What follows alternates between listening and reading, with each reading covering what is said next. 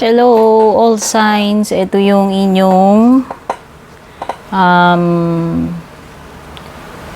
gabay, Tagalog horoscope. Ayan. Pasensya naman at ako'y na-delay sa pag-upload, sa pagre-reading kasi nagkasakit ang mga tao dito sa bahay. Siyempre, priority natin ang health. Kaya ayan, wala naman akong ibang assistant kundi sarili ko lang din. Ayan, ako lang din nag-aalaga sa mga pasyente. Oh.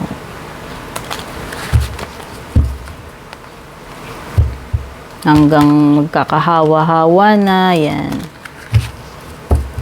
So, hopefully, makabawi tayo sa mga readings. Ayan. Unahin na natin si Fire signs, Aries, Leo, Sagittarius. Kung bago ka dito, Aries, Leo, Sagittarius, don't forget to subscribe, like and follow na rin. Yung mga gustong mag-join ng membership, hanapin nyo lang yung join button or hanapin nyo sa description yung kung paano mag-join. Subscribe, hanapin nyo lang yung subscribe button. Maraming salamat doon sa mga subaybay matagal na. Yan, sa inyong support. Shout out sa ating mga channel members and subscribers. Yung mga names nyo, flex ko na lang sa description. Baka hindi ko pa na-update yan. Pagpasensyahan kung di updated kasi nga yung nagkaroon ng aberya dito sa bahay, no? Ayan. Patap na rin po yung bell icon para updated po kayo every time may upload tayo. Okay. Try natin kunin ano ba itong mga mensahe para sa inyo. Ano yung mga dapat nyong malaman. Sa kung kailan nyo man ito mapapanood. Cross watchers, welcome din po. Aries, Leo, Sagittarius. Meron ka ditong Virgo energy. Tsaka Gemini energy. O baka may mga nakakadil ka na ganyan.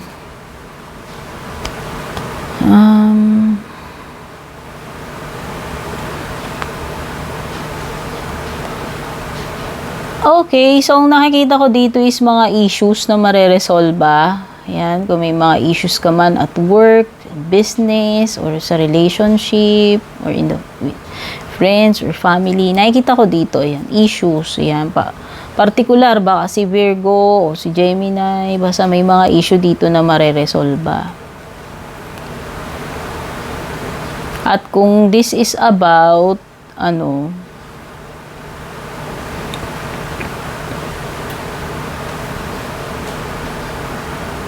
if this is about endings, ayan, pwedeng may ending, pero ang nakikita ko is, kumbaga, pagbangon kumbaga, tapos na yung worst part. Tapos na yung worst part ng ending, kung breakup man yan or ibang bagay, basta. Tapos na yung worst part and, kumbaga, ito na yung time para bumangon uli. Recovery period, parang ganun.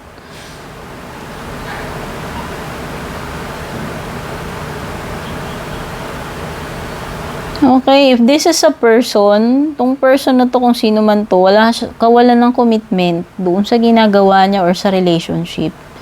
Meron ding energy dito ng pagiging, hindi makontento, sabihin na natin. Yung iba, pwedeng ma-encounter nyo is a lazy person, mahilig mag-delay, procrastinate. There is also an energy ng failure. Kumbaga, mistakes yan. Mistakes, matututo sa mga pagkakamali. Okay? But, with the King of Pentacles, it's a good sign kasi ibig sabihin, this is a very promising career. Kung career yan. Kasi it shows stability. Si King of Pentacles yan Oo. So, pagdating sa business, sa career.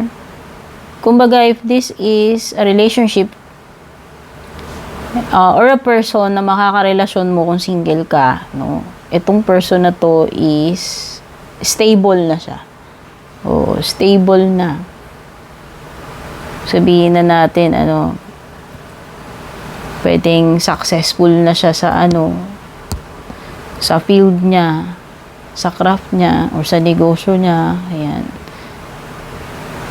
This is pagiging, ayan, stable ng kabuhayan. Kung kabuhayan man yan or career yung tinutukoy siya. So, maganda. Or someone who is, yun nga, may, matalino, business-minded.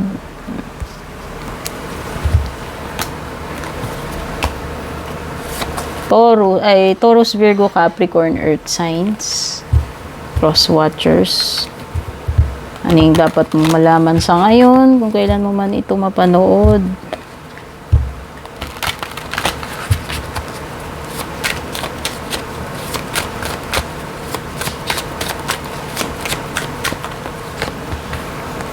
May Aquarius energy dito. May Virgo energy din at saka Aries. Virgo. Pwedeng ikaw yan, Virgo, or another Virgo na nakaka-deal mo.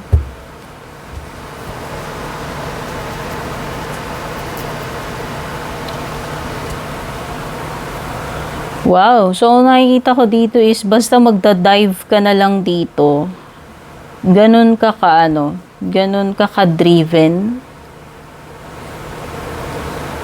And this is something that relates to your career or kung ano man itong skill mo, ano meron ka ngayon na pinagkakaabalahan mo or gusto mo i-develop pa sa sarili mo. O parang something na gusto mo ma-master mo eh. And very sabi ko nga very sure ka, very eager ka na mag-dive into dito sa gusto mong gawin. Mag-take action. Talagang determined ka na ma-perfect mo, ma-achieve mo to, or maging successful ka dito. May mga matters dito na kailangan mabilis kang mag-isip. Mabilis kang umaksyon. Yan, may mga situation na ganyan. Okay.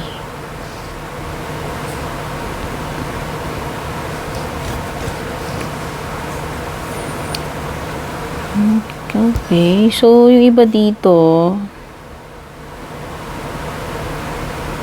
pwedeng may disharmony pagdating sa family or sa bahay.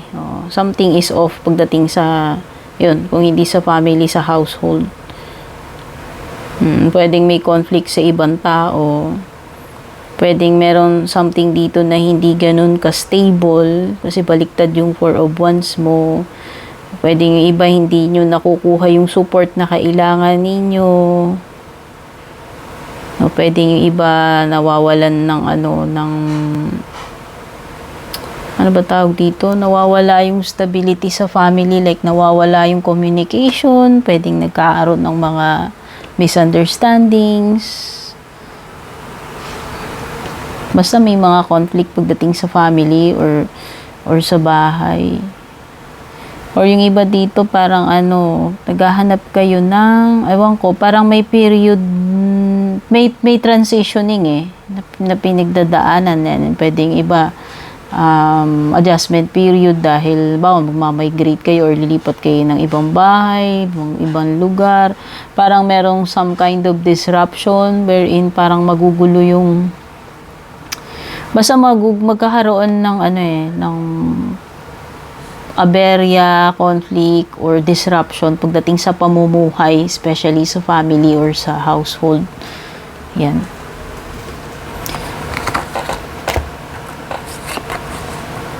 Air signs, Gemini, Libra, Aquarius, or cross watchers.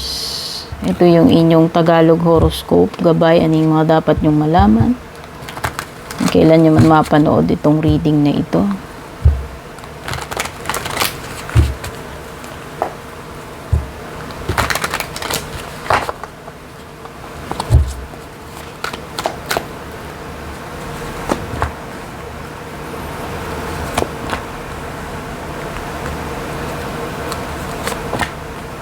Okay, pwedeng may strong energy ng Virgo, Taurus, or Libra.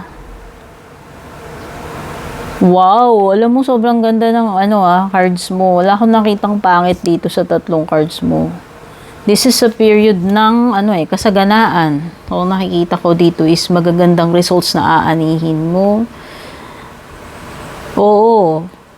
Kumbaga, ito yung hard work hard work mo, Gemini, Libra, Aquarius, na ito yung iyong ito yung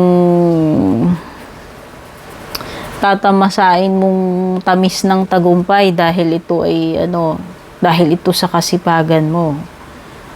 Oo, ito na yung mga may kumbaga sa puno hitik sa bunga, kasi meron ka ng Empress, meron ka pang Nine of Pentacles, tapos meron ka pang King of Pentacles. Something talaga na alam mo yun, mahahawakan mo na nagmamaterialize na eh. Something coming into fruition. Meron talaga ditong aanihing bunga. Ayan, for sure.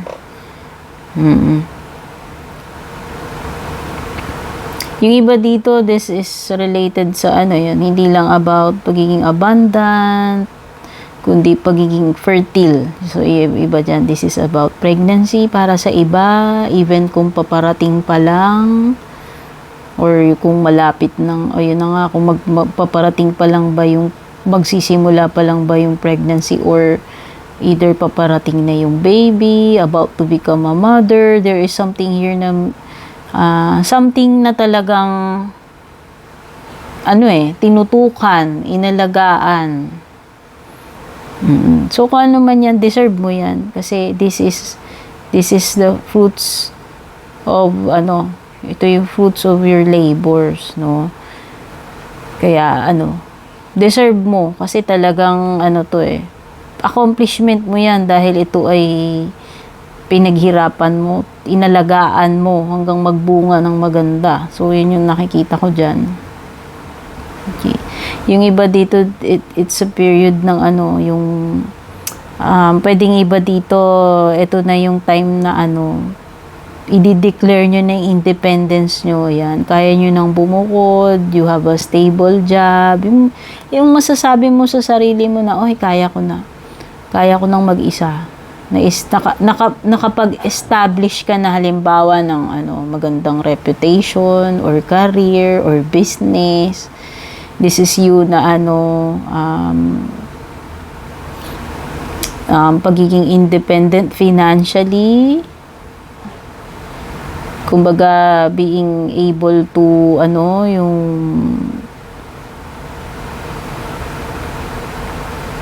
makapag-provide hindi lang sa sarili mo, pwedeng iba, kaya nyo ring suportahan yung family nyo. Kasi this is something na very stable. Ayan, meron kang King of Pentacles dito. So, kung ano man ito, may it be about related sa career mo, sa negosyo, or sa love life mo. This is a stable partner. A very, very capable, independent, stable na partner. Yan yung nakikita ko. Kung lalaki man yan, babae, career man, career woman siya. Oo, someone na self-made, narating niya yung kanyang success dahil sa kanyang sa sarili niyang sikap, yes.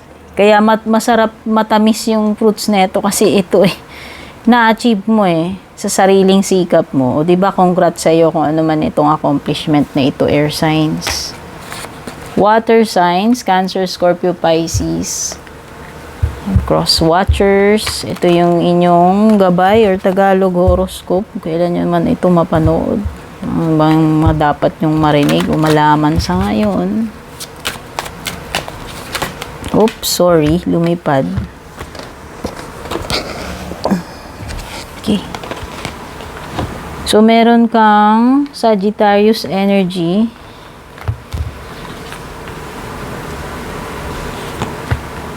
At Virgo energy. Ito.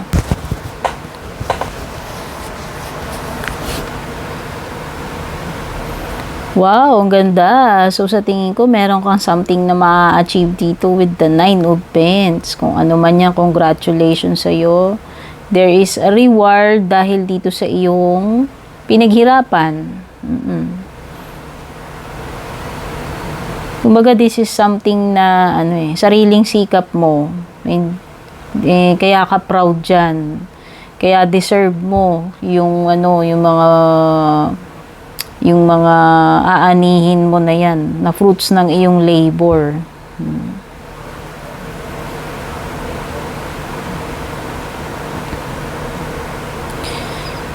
Okay, so expect mo may mga, awan ko, may mga something dito na ano, mabilis. Mabilis yung mga pangyayari or mabilis yung pagbabago.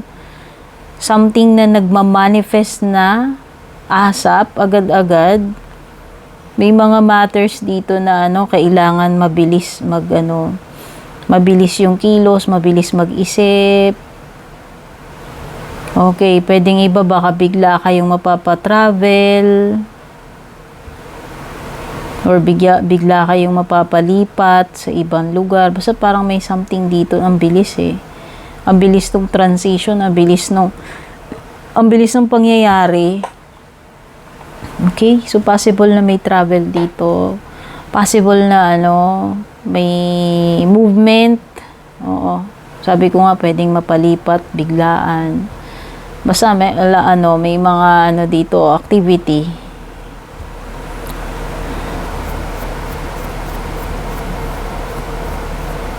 Okay, so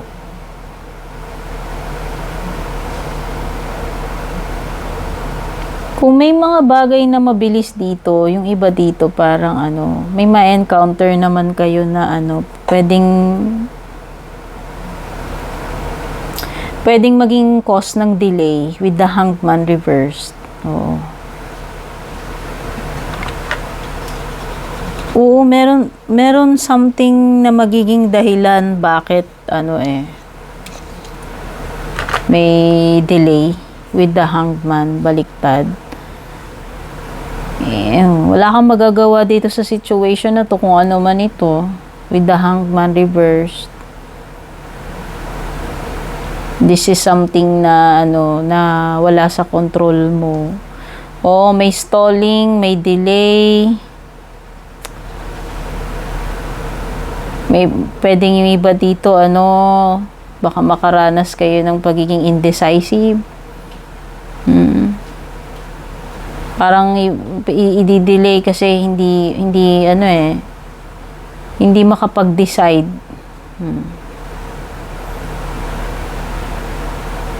Okay, so ito yung mga na-pick up ko. Sana nakarelate kayo or makatulong sa inyo to. Maraming salamat. Until next time, take care. Bye-bye.